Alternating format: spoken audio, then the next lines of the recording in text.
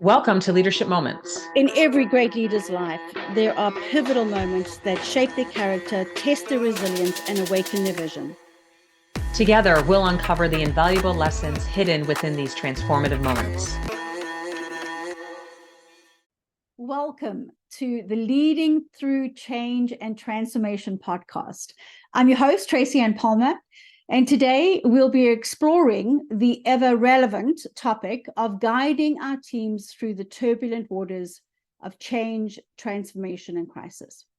So let's kick things off. I want to address the elephant in the room. Change is a fundamental aspect of our existence.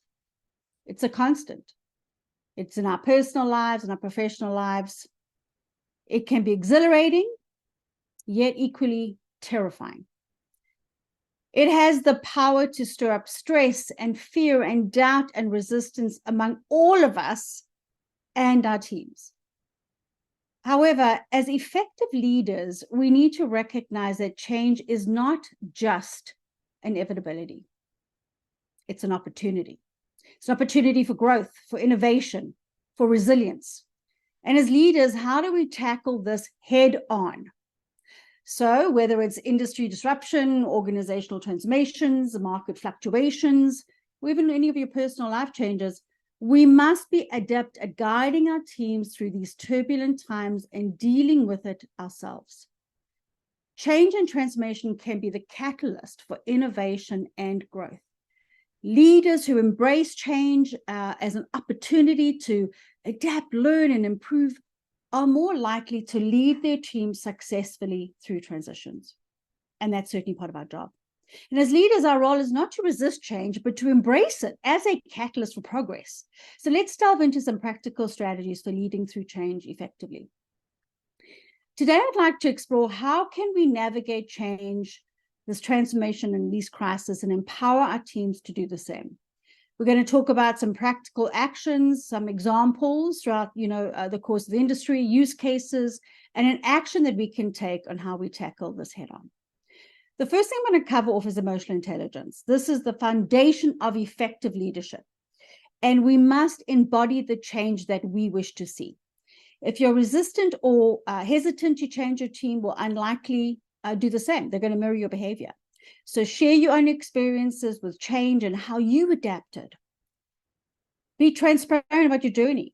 Create a relatable and supportive atmosphere. Leaders must be emotionally resilient and empathetic to guide your teams through the change. Developing emotional intelligence really enables us to manage our own emotions, which we have to do, and empathize with the feelings of our team. We have to lead by example. We have to set the tone for the entire organization. And when we lead with this resilience and this empathy, we have to have a clear vision. You can turn these challenges into real game-changing moments. We can embrace the change as the path to the brighter future, and your team will absolutely follow your lead. So an example of this would be Tim Cook. He took over as Apple CEO. He continued Steve Jobs' legacy of innovation by leading the company through significant product launches and supply chain challenges, demonstrating a commitment to change and growth. That is something that he's done successfully, and we can do the same. So one action you could take is to share your personal stories of adaptation and growth with your team, share that vision, and foster a trust and openness. It's important to also continuously educate yourself on leadership principles, seek mentorship from experienced leaders, and remain agile and adaptable. Your ability to lead through change will inspire and empower your team to do the same. And remember, as great leaders, we don't just navigate change, we thrive in it. So let's discuss communicating with transparency, open dialogue, and change management, critical components. In times of change, open, timely, and honest communication is paramount. We have to share the reasons behind the change, why the change is necessary, what the change entails, the vision for the future, implications and expected outcomes, and how it will affect them, and how they fit into the larger picture. Encourage questions, address concerns promptly. How, who they are, and what they do matters. Encourage questions to provide regular updates and alleviate uncertainty. It's critical to lead by example. You need to demonstrate your own willingness to adapt and learn. It's really important also to share your personal experiences of change and how you overcame those changes. It'll inspire them, it'll reassure them, and it'll make them feel more comfortable. And, an example of something that I know has happened, a CEO, would share a previous personal story of a company crisis, how those teams got through it, how they were adaptable through the successful turnaround, instilled confidence in the current team's abilities. That's something we can all do. Using multiple channels such as team meetings, emails, one-on-one conversations to ensure everyone is informed. Another example of situations where you can do this, if you're undergoing a merger, hold regular town hall meetings where leaders share updates and answer employee questions to alleviate uncertainties. When Satya Nadella took over as CEO of Microsoft, he initiated a cultural shift towards empathy, collaboration, and openness. His growth mindset philosophy promoted continuous learning and adaptation, fostering a more resilient and change-ready organization. And look at where they are today. This open and honest communication is the cornerstone of effective leadership during times of change, and really important for all of us. Keep them informed about the reasons behind the change. What's going to be its impact? What are the steps being taken to manage it? How they play that role. Listen actively to their concerns, their questions, their feedback. A great example, was during COVID-19 pandemic, the New Zealand's Prime Minister, Jacinda Ardern, gave regular updates, very compassionate in communication, reassuring the nation, and promoted a sense of unity. That's our jobs. That's what we need to be doing. So create a clear and consistent communication and change management plan to keep your team, your stakeholders, your executives, both internal, external, informed and engaged throughout their change process. Make sure everyone understands what are the major dependencies, what's the ownership, what are the major milestones and the timelines, what are the risks, what's the stakeholder, who are the stakeholders, what are those outcomes. You have to empower and involve your team. Provide your team with autonomy to make decisions within the scope of their responsibility. Give them the autonomy to contribute their unique skills and their insights to the change. Make sure that they are getting the professional development, the training and the mentoring that they need to be adept at it. Empower them to take ownership of their work, fostering a sense of control amidst major uncertainty. There are so many examples that we see over and over and over again of where change situations are not handled properly. And we know the two areas where we see most of that is in the communication and the change management. Google, their 20% time policy allowed employees to spend a portion of their work week on personal projects. It empowered innovation. It led to the creation of products like Gmail and Google News. So really making sure that we are identifying opportunities for team members to take the lead on specific aspects of the change initiative, fostering a sense of ownership and commitment. Support their professional development through the training and that mentoring. This continuous learning and development investment is really, really important in times of change. Making sure you've got all the training programs and the resources to help your team acquire the skills that they need to get them to what we call the new landscape. We have to have a learning culture which builds on this resiliency and this adaptability. In response to a market shift towards a digital marketing company, there was an example that I read, which was they continued to enable the team by giving them all the training that they needed for all the new digital platforms and applications that were on the market. IBM at one point, when they were going through the major transformation, they actually invested in their workforce on these kinds of issues, making sure that they were now relevant for the future. These are the kinds of things that we have to do. Another thing is set realistic expectations. Managing expectations is crucial during times of change. Help your teams understand that there are maybe many setbacks. It's okay. It's okay to make mistakes as long as we learn from them. All right. So for instance, if you have a project manager and they're embarking on this complex transformation, and they're openly communicating to the team what these obstacles are, the good news is you can brainstorm. You can figure out plan B. This attitude of this resilience promotes that culture of that learning and adaptability. Remember, this is going to be an emotional roller coaster, not just for your team, by the way, it's for you too. So one of the areas we've got to really focus on is the self-care, the stress management, maintaining a healthy work-life balance for the team and yourself. Encourage breaks, downtime to recharge. It can be emotionally taxing, and we have to recognize that. And we have to make sure that they feel supported by us as they're going through these emotional hurdles. Offer support, offer coaching, offer mentoring. See if there's organizations out there that can help. Maybe get some speakers in to try and come and help them. Provide mental health resources. Recognize and celebrate those small wins along the way. Make them feel like they're actually achieving something. So there's really 3 actions we can take for our teams. 1, acknowledge their emotions, manage the stress, and celebrate the wins. If we encourage our team to express their feelings and provide a safe space, it allows them to work through it with us, and we can support them. If we implement some stress management techniques, it may be, exercise, it might be stress relief initiatives, it helps them release some of those anxieties. If we encourage that work-life balance, it helps them mitigate the emotional toll of that change. And if we give them these small little victories along the way, it boosts their morale, it makes them feel good, and they're getting reward, they're getting motivation. That is our job. We want to make sure they feel supported, they feel heard, and they know that what they're doing really, really matters, and they're making a difference.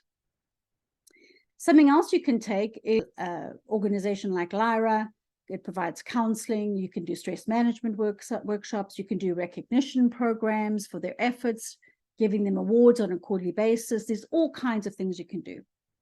Another area, setbacks. You will have them, and you'll probably have many of them.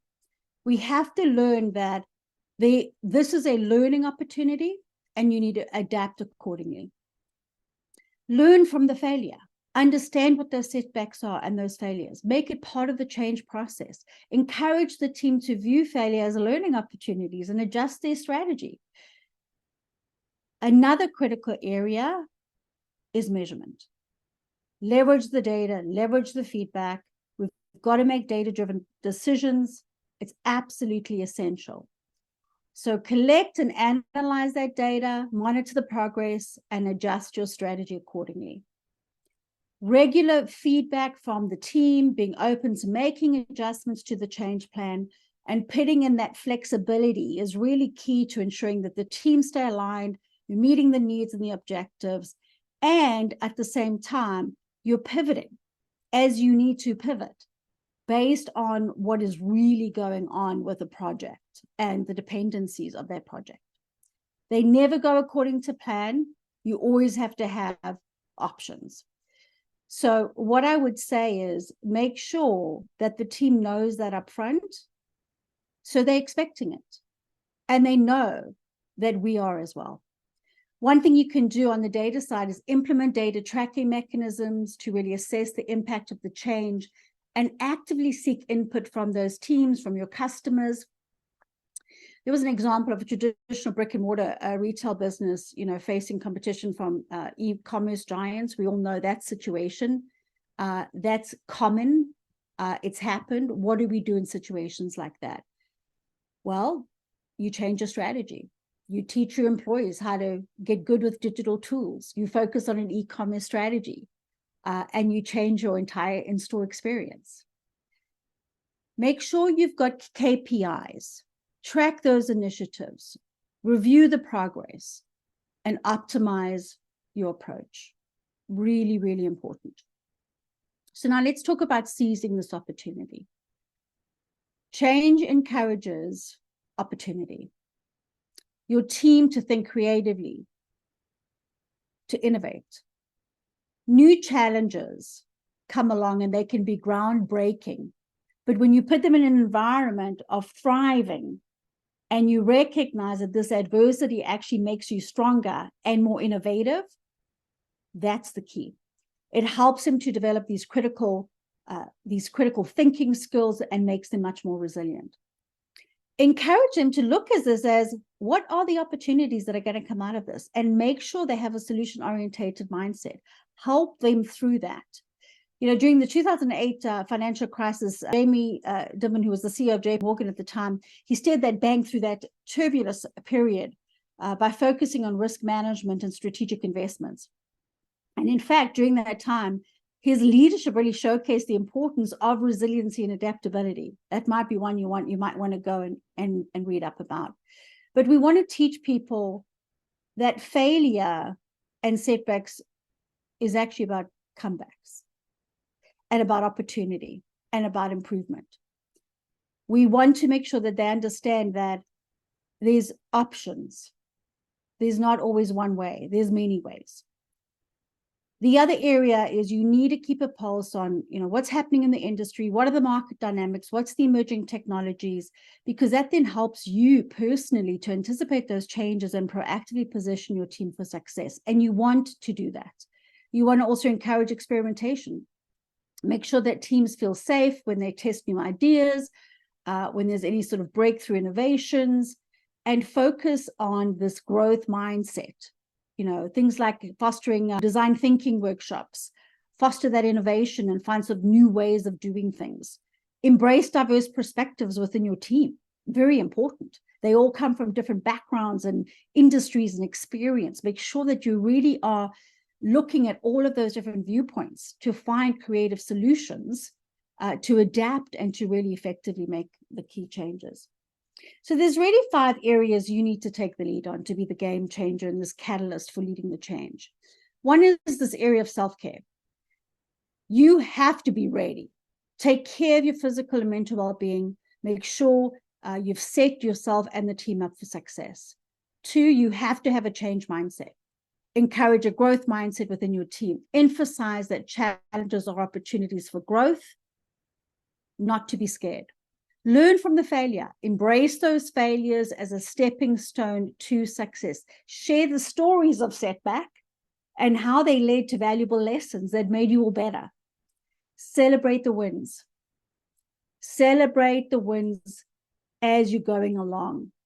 Boost the morale, motivation. Make sure that you are continually improving. Make post-change assessments a practice. Make sure that you're doing that all the time as part of your debriefs so that you can make sure that you're using those as lessons for the future. So in conclusion, change and transformation are unavoidable. It's part of our roles and our jobs to navigate through it and to make sure that our teams thrive through it.